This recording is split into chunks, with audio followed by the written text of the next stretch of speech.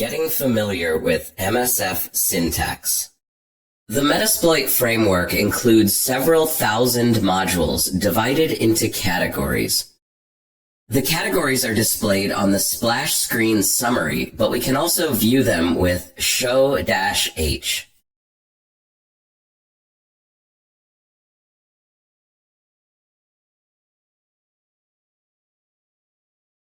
To activate a module, enter use followed by the module name.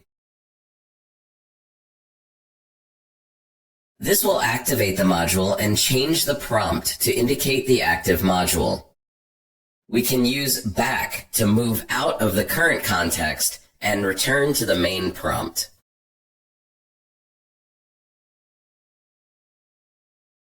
A variation of back is previous, which will switch us to the previously selected module instead of the main prompt.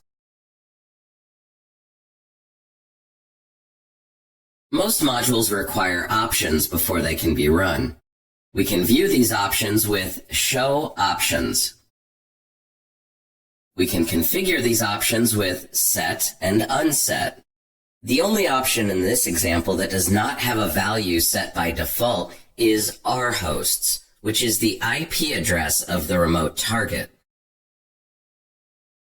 To perform a scan of our Windows workstation with the TCP port scan module, we must first set the rhosts option with the remote host IP address using the set command. With the module configured, we can run it.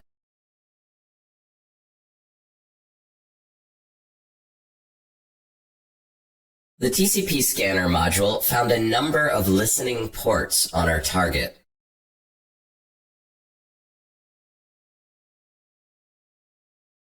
Metasploit database access. If the PostgreSQL service is running, Metasploit will log findings and information about discovered hosts, services, or credentials in a convenient, accessible database. The database should have been populated with the results of our TCP scan, which we can display with the services command. The basic services command displays all results,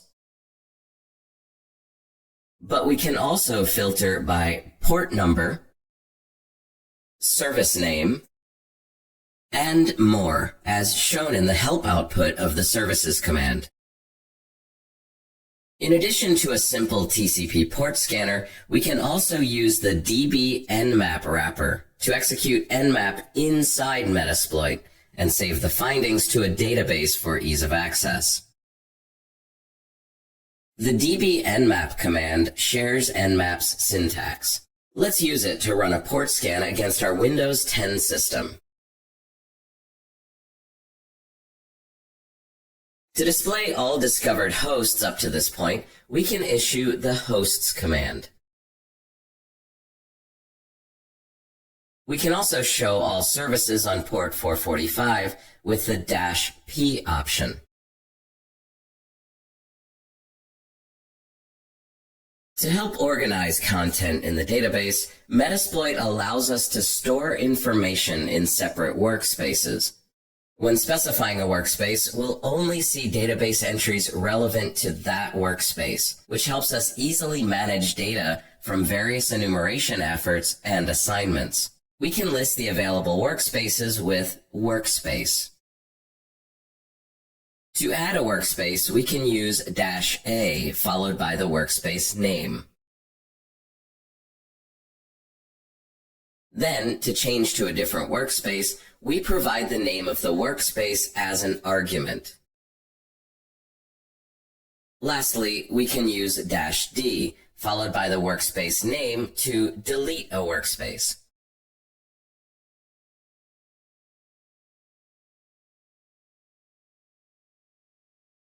Auxiliary modules.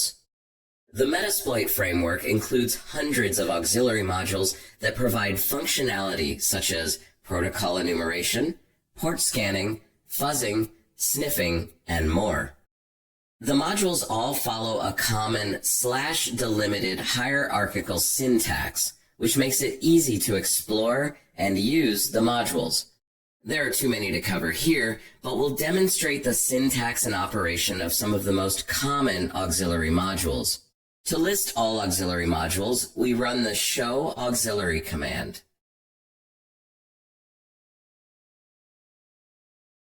This displays a very long list of all auxiliary modules. We can use search to reduce this considerable output. Metasploit allows us to filter by app, type, platform, and more. For example, we can search for auxiliary modules that have SMB in their name.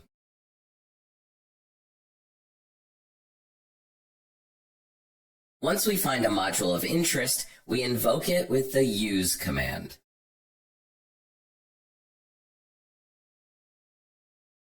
After invoking the module, we can request more details about it with info. The description reveals that the SMB2 module detects whether or not the remote machine supports the SMB 2.0 protocol. The basic options parameters are the same as those output by the show options command. For this module, we need to set the IP address of our target, in this case our student Windows 10 machine. Instead of entering the rhosts value manually, we'll search the database for hosts with TCP port 445 open and automatically add the results to rhosts using the --rhosts option. With the required parameters configured, we can launch the module with run or exploit. Based on the module's output, the remote computer does indeed support SMB version 2. To leverage this, we can use the SMB login scanner module to attempt a brute force login against the machine.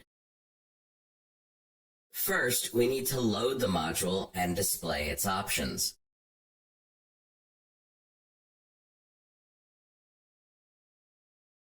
The output reveals that this module accepts both required parameters like rhosts and optional parameters like SMB domain.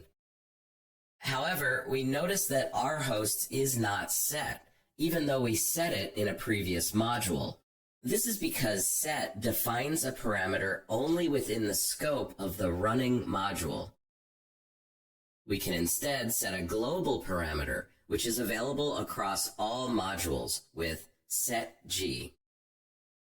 For the sake of this demonstration, let's assume that we've discovered valid domain credentials during our assessment. We'd like to determine if these credentials can be reused on other servers that have TCP port 445 open. To make things easier, we'll try this approach on our Windows client, beginning with an invalid password. We'll start by supplying the domain name of corp.com, a valid username of offsec, and an invalid password. Lastly, we'll increase the amount of concurrent threads to 10.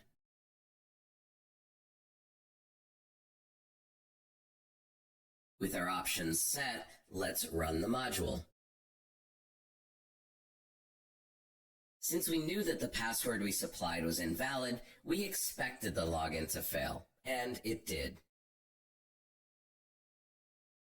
Now, let's supply a valid password and rerun the module. We can retrieve information regarding successful login attempts from the database using creds.